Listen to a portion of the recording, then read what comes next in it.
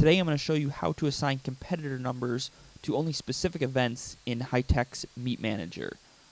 To start with, we're going to go into Events and then into Sessions. And if you normally use Sessions, you want to do this first, and then you can delete what we've done here and go back and use Sessions as you normally would have. So what we're going to do first is we're going to add a dummy session, and I'll just call it Temp. We'll click OK to add that, and then cancel to get out of the new session dialog box. And I want to add competitor numbers, or just distance races. So I'm going to go through and add all the distance races to this particular session.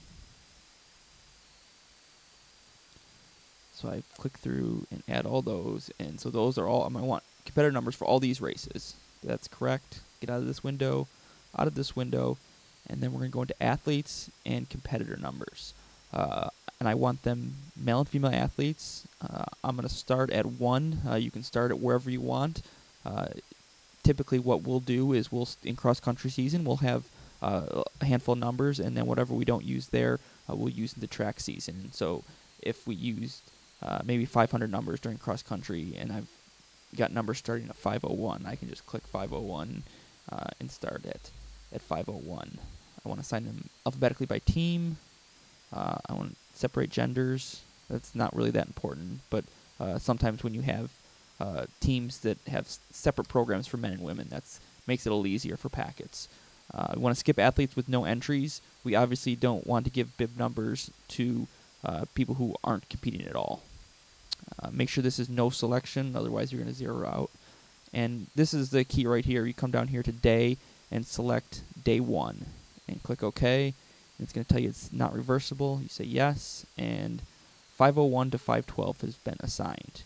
So theoretically, all athletes in those 6 races that I selected should have competitor numbers, and no one else should. To verify that, we'll come into reports and go to performance list, and we'll add the distance races because we want to verify that all the athletes in those particular races have competitor numbers, and we'll just add a couple more at the top just so you see that none of the other events do. We'll click Create Report.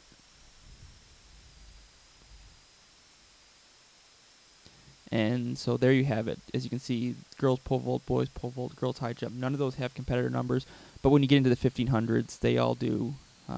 They all have competitor numbers. All distance races, all the ones we had in that particular session, have competitor numbers. And so there you have it. That's how you get competitor numbers to only specific events in Hy-Tek's Meet Manager.